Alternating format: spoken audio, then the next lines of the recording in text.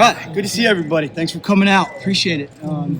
Just fire away with First questions. impressions, like what have you taken the spring and summer into these first 2 days? Where do you feel like you are? Alignment, communication, etc. Yeah. It was great. Last couple weeks of the summer program, the OTAs, we kind of got a head start, so we were able to go through some of the install preview so that when we came out today, yesterday and today, that they're kind of familiar with some of that stuff. So their communication's been good. We had a couple yesterday, and always a little bit different when you go against the offense and things are moving faster pace. To be able to see some of the unique formations and some of the motions and stuff, we need as much of that as possible to get all of our communication down. But it was good. It'll pick up here as we go. We're kind of just focusing on some early down stuff. As we get to more situational football, third down, red area, that communication is really going to be tested. So we'll see what happens here in the next couple of days coming up. How do you determine where you go? And Jim Knowles was kind of an overseer. Yeah. And you seem to be a little bit more hands-on position. How do you determine throughout the day where you're spending? Yep. That's a great question. As a young coach one time, I was talking to Mike Tomlin, and he said one of the hardest things to transition from a position coach to a coordinator and then a head coach is really kind of mapping out where you go during practice. You don't want to have a plan. So I always kind of took that advice, and I look at the practice schedule. I looked at the script. Who's working on what fundamentals. A lot of times that has to do with what we did the day before. So I'm looking for some improvement and some different points of emphasis there. And then I know that sometimes when I go to an individual drill, it's going to intensify a little bit if I'm there. So I'm always looking at the schedule and what we need to work on that day, and then I'll map out what periods I go where. Now, obviously, Caleb's going to play a vital role in this defense wherever you decide to play him. Looks like he's playing in a lot of different spots for you right now. How much of Folks, we have the Bryson depth at the Rogers safety on the goal line. you're thinking about in terms of what you can and can't do with Caleb, depending on what Malik and Jalen and Leroy and the rest of those safeties where they are in development? Yeah, really good question as far as when you have depth in a room, how do you utilize all the players that are in it so you can get them all on the field? And I think creating jobs for guys in that, sense is really important to kind of give them an opportunity to go learn and put themselves on the field. Caleb is such a versatile player that now you can do that. You can move him into some different spots to give those other guys a chance to get on the field in those roles. So I feel like that room is really working. I feel like there's some good young guys there that have an opportunity to kind of, step up and contribute. So having that piece and moving that around is good for us to be able to evaluate those guys to see if we can, through the course of the season do that. What do you like about Caleb at that? What does he bring to that nickel role versus what he would bring to maybe being a strong safety, free safety? Yeah, I think his ability to kind of play, whether it's nickel or safety, or maybe he's just lined up in some different, areas, is just his communication. He's such a good communicator just to kind of let everybody know we have words that settle everything down, even though I may be lined up in something that may look like a certain position. It may not be that position, but the communication tells everybody what it is. And that's critical. Otherwise, everyone's kind of like, where are we going and how does this all fit? So his ability to do that is really kind of what makes that go. Coach Day mentioned when you guys brought in Bo that you guys have a lot of different pass rushers that you feel like you can come up with creative things to do with them. What are kind of some of the things you're looking at in terms of how you can utilize Bo versus Kenyatta versus CJ? You name it. Yeah, you can never have enough pass rush. I think that's, always a great theory as a defensive coach, and certainly the best coverage is pass rush. We want to get there as much as we can. So those guys have some position flex too. They can move into different alignments, and I think the more of those guys you can get on the field, the faster you can become in the pass rush game. Certainly down and distance and situation will dictate some of that, but I think just having players like that can go inside, outside, maybe line up in some different alignments, really make every offensive lineman that we play against prepare for you. That's, I think, always harder during the course of the week of a game week rather than you're always in one spot all the time. It just kind of depends on each player, but we have some versatility there. And I know Coach Day has challenged the defensive tackles to step up a lot. How have you seen kind of that depth progress here as camp has started? Yeah, I think it goes back to the spring and then really the summer. I think the summer those guys had a different mindset to come in and work, and with Coach Mick, really push their bodies, really work on getting stronger, being able to, use the leverage that they have, and that's what we're looking for now. It's hard without pads on to kind of get a judge on all that. We'll get a good look at it as we put them on tomorrow. But I think they really understand, like, hey, it's time to go. It's your time to get out there. It's, those older guys aren't here anymore, and we've got to have a different mindset about that. We've got to have a mindset where this is my job. I got to go earn a job, or I have to have this position, or the team needs me here, and I got to, really do a good job of playing this role. So I think that pressure is on them. I think they feel it. I think, Coach Johnson's the best there is. So he's got them going in the direction we need them to, and we need to see that tomorrow when we put the pads on. With Matt Patricia, at least for time being, doing much, What's your just feeling about the depth of the defensive tackle? Yeah. No, we just kind of keep, going forward. I think we have some young guys out there that need those reps, and it's really good to see, Taiwan or, J-Mo, those guys get out there and get that opportunity to go out. K-Mac, obviously, will be in the middle there too, and Will. So we have some really good players there, and, Edric will get out there as soon as he can, but right now it's opportunity for other guys to go out and show us what they can do. Did you hold your breath? Do you have a sense of how long he'll be missing? I don't. Did you hold your breath? It looked like he was walking around out there today, though, with a brace on and stuff. That's a good sign, right? I mean, yeah, it's always good when they're out there for sure. And the great thing was he was out there and we're talking through communication and we're watching the play, so he's getting those really good mental reps too, which is great. I get this question a lot, so I'm going to ask you, what's going to be different about the Matt Patricia coordinated defense from last year? I mean, and I'm not looking for top secrets and all that kind of stuff, but how would you describe to somebody? Like if you go to a lunch and they want what's going to be different about your defense, how would you explain it? Yeah, it's a really great question. Obviously, not firsthand being in the building last year, but look, we have great coaches that are here, that were here last year, and I think it's my job to really kind of make sure I'm adapting and learning to what we did really well last year, because obviously it was great, and we have great coaches that coach these guys really well and develop these players at a high level. So I think from that standpoint, there'll be some things that are very similar to what everybody's used to. I maybe teach a little bit differently. That's probably the only, I can't really speak on it. I just teach the way that I do. It's more conceptually and big picture and things like that, which gives us a little bit more position flex and multiplicity from that standpoint to put guys in different roles. So maybe that's it. But coming from the NFL, you're kind of a matchup guy. I mean, to a certain extent, right? I mean, it's. Yeah, I mean, that was the biggest lesson I learned, I think, when I went to the NFL from college, was just how much it was to me. I used to say it was more like the NBA than it was anything else. Matchups and all that stuff is really important.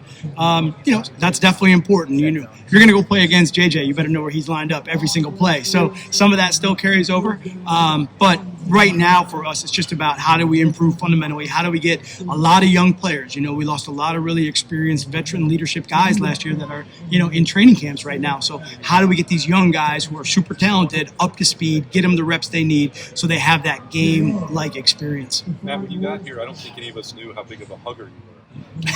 I'm Italian, so I mean, it's kind of just what I do. Okay. I mean, you seem to have developed some pretty strong relationships in a hurry. I know that that's a matter of time and trust, but have you been making a greater emphasis on that as you go to the college game? How have you seen it? Yeah. How's it compare to what you're used to at the NFL level, where maybe that's not the way it works? I don't know. No, it certainly does. I mean, I have great friends and relationships and players that I've coached in the NFL, and we have great guys here. The players here they're just great young men, so you can't help but gravitate to them. And as a coach, that's my role, right? I want to mentor and coach and help develop young men, 18 to 22-year-old men in those stages of not only football but life. So it's a true joy for me just to be around them. They have that energy, they have that youthfulness about them. They're very into the game of football, which I love, so they want to learn. I love to teach it, and just being able to be in that situation where I can help them outside of the game is really important to me. I think I've said to a lot of them, look, I have kids now that look up to them, so it's my job to be able to do everything I can to help them be the best versions of themselves. So that's what, my kids are looking up to. Yeah, it might seem obvious. I mean, I would imagine on August 1st, there's a different level of comfort and relationships and familiarity both ways, from players to you and you to players. Is this camp different? How is it different than spring for you? Yeah. Now that you have that built in a little bit. I mean, I think you're always trying to develop the relationships and earn everybody's trust. I think it's really important that, I earn their trust. I think they need to understand that I'm here to try to help them be the best version of themselves that they can be. And honestly, they're helping me with a lot too. It's great to be able to lean on those guys and ask questions, and they're telling me really good information. So I just think that relationship is what we're continually building, and it's a process, and it'll be different now than it is August to September to December and forward. So that's the great part about the game. And I told him the other day, we were talking about relationships and how important they are, and it's one of the biggest things I think you miss when this game ends, and why a lot of people get into coaching and always want to be around the game is the games are great, the wins are great, the championships are all great, but you miss the locker room, you miss the camaraderie, you miss the friendship, you miss that time together. It's something that I just think is unique to the sport. Matt, how much of your time have you spent just sort of like watching college football generally since you've been here, just to try to figure out sort of like what's in trend compared to the NFL and what you guys might see this year? Yeah, a lot. Watching a lot of film, and really started that process last year. With kind of a unique year for me last year. I watched a lot of NFL and a lot of college tape just for that reason. I think even if you're in the NFL, the matriculation of the players coming in, the game has changed. There is a lot more influence. There always is college influence in the NFL. And look, you're trying to play to the strengths of the guys that you get in the NFL, and they're coming from college. So what do they do well? And you want to study that. But being in this environment, obviously, we're watching that all the time, and we're taking a look at the tape of what is trending, what is, what do you have to be ready for? The biggest thing for me is really the differences, right? I think that's one of the biggest keys for me to study and make sure that I'm paying attention to the hash marks, just simple things like that. But formationally, some of the rules that are different. And then, you take the rules and then you coach from the rules. So how are we coaching everything and making sure that it matches up with how it's going to be officiated on the field? Is the biggest difference the hash marks and the space? That's a big one. It is a really big one. There's some formation and things that are a little bit different too, I would say, because of the hash marks. But, being able to have some of those unbalanced looks and some of those unique sort of formations, I think, are just different. And then just, whether it's the nuances in the rules, right, where we're allowed to jam and reroute and where we can't is a little bit different. I'm a little bit excited about what we can do. So those are the main ones. Day 2 of camp, what are just your initial impressions, what you like out there, what you're seeing? Yeah. I like our guys are really doing a great job with the installations. We're going pretty quick, so they're coming in and they're pretty large, but I think our guys are handling that information on the field. And really one of the things that's been awesome about that is even yesterday, the stuff that we put in, we kind of ran a little bit of that today, made a couple tweaks, and those corrections were, handled really well today. So that to me is a sign of a smart team that can handle those adjustments, can be able to make those changes, which is what we're going to need to do during a game. So that's really encouraging. I thought yesterday we flew around really well. We attacked the ball well. We got some turnovers there. I know that when that happens, the next day the offense is going to, it's going to tighten down. You may not get the same effect, but I still felt like we were attacking the ball that way. Did you mention you're going to put the pads on for him? Yes. Okay. Yeah. You mentioned Caleb's ability to move around and communicate. What needs to happen with, say, Jalen and Malik to make sure that they can keep up? Yeah. Biggest thing for them is just every single day to improve. And so we'll mark out things, certainly like communication. That is the biggest thing when you're a safety and you're playing in the middle of the defense. You have to be able to communicate to both sides. You have to be able to communicate to the linebackers. You have to tie in all of that coverage stuff together, and then with the motions and the formations. And I think for them, with that communication, the hardest thing is just getting the game to slow down, as things start to move. That comes with game reps.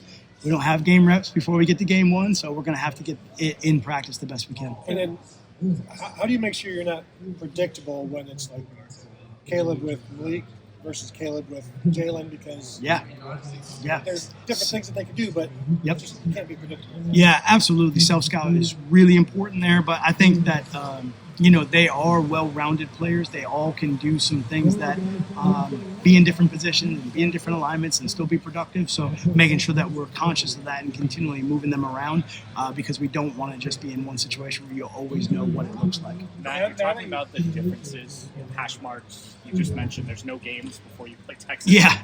Like, just in general, how are you finding that adjustment in terms of the big differences between college life and NFL? Yeah, I never really appreciated those preseason games in the NFL, but right now I'm wishing we had one.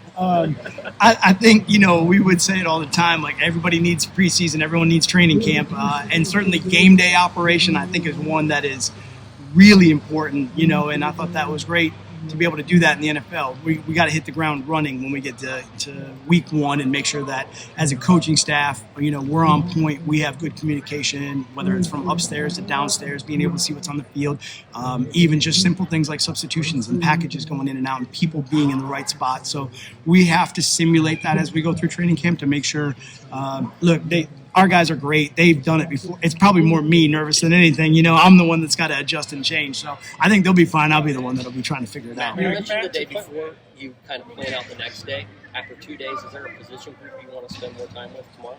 I'm going to wait till I go back and look at today's tape, and then we'll kind of evaluate that.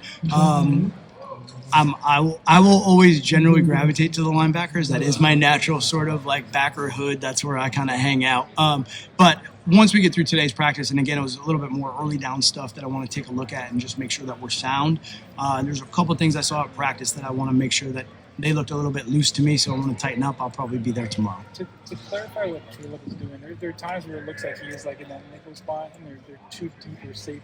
Do you call that a nickel? Like, yeah. I don't know, like it could be a couple different calls. Okay. Yeah, it could be a couple different looks or a couple different just, sometimes based on formation. Mm-hmm. It could be something that maybe they're doing that we maybe change an alignment or switch something up. And is that, when you put him there, is that because you like him there? Is it to give those guys a chance to play deeper? Like, yeah. What's the sort of the balance between finding the spot for him versus like, we want to also just free these guys up to play? Yeah, I think that's exactly it. Do we like him in a certain position and that's where we want to go? Maybe it's a matchup, maybe it's an alignment, maybe it's just depending on the motion. Sometimes some of the motion happens late, and you got to be careful about trying to either spin or adjust or move late and getting caught out of position. Sometimes it's actually just better just to stay. Everybody stay where they are and then play the positions that they're in, as opposed to trying to maybe overrun and kind of get out leveraged. So some of that has to do with some of the formation adjustments too. Man, last year when you were a ship looking for a new port, so to speak, but you were watching it, what is something you definitely changed about yourself or your approach, or that you can kind of put your finger on? Yeah, having that sabbatical.